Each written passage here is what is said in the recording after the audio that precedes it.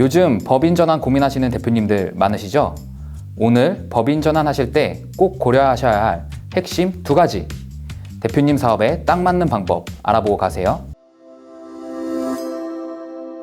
안녕하세요. 오너스 경영연구소의 이설희 팀장입니다. 오늘은 사업하시는 분들이 꼭 알아야 할 핵심 주제, 바로 포괄 양수도와 신규 법인 설립에 대해 말씀드리겠습니다. 이 2가지는 법인 전환을 고민하실 때 대표적인 방법인데요. 헷갈릴 수 있는 개념들을 쉽게 정리하고 절세 포인트까지 꼼꼼하게 알려드리겠습니다. 먼저 포괄 양수도란 지금 운영 중인 사업을 다른 법인에게 통째로 넘기는 것을 말하는데요. 쉽게 말해서 대표자만 바뀌는 거라고 보시면 됩니다. 직원, 거래처, 설비, 권리와 의무까지 사업 전체가 그대로 넘어가는 방식인데요. 핵심은 사업의 동일성이 유지되어야 한다는 점입니다. 여기서 일반 양수도와 포괄 양수도가 무엇이 다른지 궁금하실 수 있는데요. 일반적으로 사업을 양도하면 양도소득세와 부가가치세 부담이 발생합니다. 하지만 포괄 양수도를 활용하면 이 2가지 세금에서 큰 혜택을 받을 수 있습니다. 포괄 양수도의 혜택 첫 번째, 양도소득세 2월 과세입니다. 즉, 지금 자산을 법인으로 넘기더라도 세금을 당장 내지 않고 나중에 법인이 그 자산을 처분할 때 법인세로 납부할 수 있다는 거죠.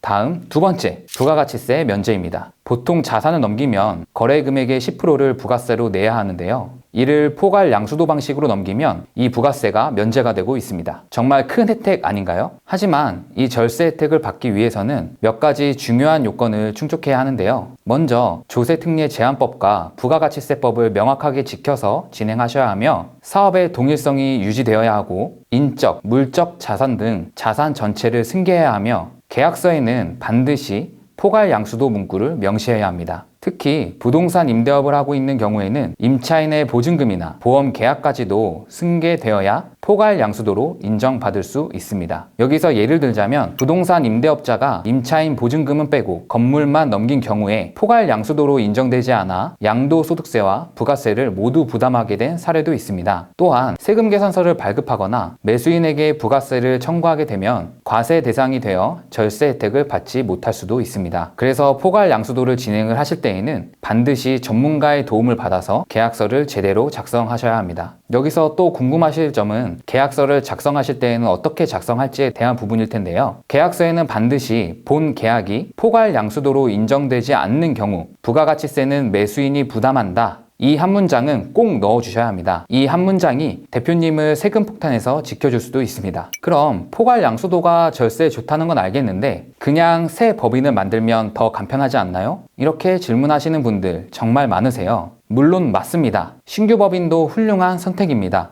다만 포괄 양수도와 비교하면 분명한 장점과 단점이 나뉘는데요. 그래서 많은 대표님들이 혼란스러워 하시는 거죠. 그래서 이번에는 포괄 양수도와 신규 법인 설립을 한번 제대로 비교해 보겠습니다. 포괄 양수도는 사업 전체를 통째로 넘기면서 부가가치세가 면제되고 양도소득세는 2월 과세된다고 말씀을 드렸었죠. 이건 포괄 양수도 전환의 정말 큰 장점입니다. 특히 부동산, 기계, 설비처럼 금액이 큰 자산이 많은 대표님들께는 강력한 절세 수단이 될 수 있죠. 반면에 신규 법인 설립은 오히려 개인 사업자 명의의 자산을 신규 법인에 넘길 때 양도소득세가 즉시 발생할 수도 있습니다. 또한 신규 법인 설립의 경우 일반 양도 방식이라 거래금액의 10%에 해당하는 부가세를 매수인이 부담해야 할 수도 있습니다. 여기서 절세만 보면 포괄 양수도가 확실히 유리하긴 합니다. 하지만 빠르게 법인 전환을 하셔야 한다면 신규 법인 설립이 더 유리할 수도 있습니다. 신규 법인 설립의 가장 큰 장점이 절차가 비교적 간단하고 빠르다는 점이기 때문이죠. 요즘은 온라인으로도 대부분 진행이 되고 전문가의 도움을 받아 빠르게 진행된다면 일주일 내에도 법인 설립이 완료되기도 합니다. 반면 포괄 양수도는 절차가 훨씬 복잡합니다. 사업의 동일성 유지, 계약서 작성, 종업원 및 자산 전부 승계, 그리고 부가세 문제까지 전문가 없이 진행하기에는 쉽지 않은 과정이죠. 다음 신규 법인의 장점은 말 그대로 완전히 새 출발하는 구조이기 때문에 지금 운영하던 개인 사업의 빚, 미수금, 세금 문제, 계약 관계 관계 같은 걸 새 법인으로 끌고 가지 않아도 됩니다. 이게 신규 법인 전환의 큰 장점이죠. 복잡한 과거를 정리하고 깔끔하게 법인을 새로 시작할 수 있으니까요. 반면 포괄 양수도는 사업의 연속성은 좋지만 과거의 거래처 문제, 미지급금, 리스크도 함께 승계될 수 있습니다. 포괄 양수도를 선택할 경우 법인 설립 시 자본금이 개인의 순 자산보다 많아야 할 수 있기 때문에 초기 자본금 부담이 꽤 클 수도 있습니다. 반면 신규 법인의 경우 이론상으로는 자본금 100원만 있어도 설립이 가능하죠. 물론 실무적으로는 1천만 원 이상이 일반적이긴 합니다. 자본금 부담을 줄이고 싶은 대표님들에겐 신규 법인 설립이 더 부담이 적을 수 있겠죠. 다음 중요한 포인트는 포괄 양수도의 경우 사후 관리가 중요하다는 점입니다. 2월 과세를 적용받았더라도 5년 안에 주식 양도, 사업 중단, 청산 등이 발생하면 유예되었던 세금이 다시 추징될 수 있다는 점은 꼭 유념하셔야 합니다. 반면 신규 법인은 이런 사후관리 부담이 거의 없습니다. 사업을 어떻게 운영하시든 추가적인 세금 문제가 발생하진 않기 때문입니다. 이제 마지막으로 정리 한번 해드릴게요. 부동산 등 자산이 많고 기존 사업을 법인으로 그대로 넘기고 싶고 절세가 가장 중요한 대표님이라면 포괄 양수도가 적합합니다. 하지만 자산이 많지 않고 과거 사업과 관계없이 깔끔하게 사업을 시작하고 싶다거나 간단한 절차로 빠르게 법인으로 전환하고 싶다면 신규 법인 설립이 유리할 수 있습니다. 법인 전환, 결국 어떤 방식이 맞는지는 대표님의 사업 구조, 자산 규모, 그리고 운영 계획에 따라 완전히 달라집니다. 대표님께 딱 맞는 법인 전환, 오너스 경영연구소 이설희 팀장이 함께 고민하고 함께 실행하겠습니다. 궁금한 점은 댓글로 남겨주시거나 저희 오너스 경영연구소 홈페이지에 상담 문의 남겨주시면 빠르고 정확하게 답변 드리겠습니다. 감사합니다.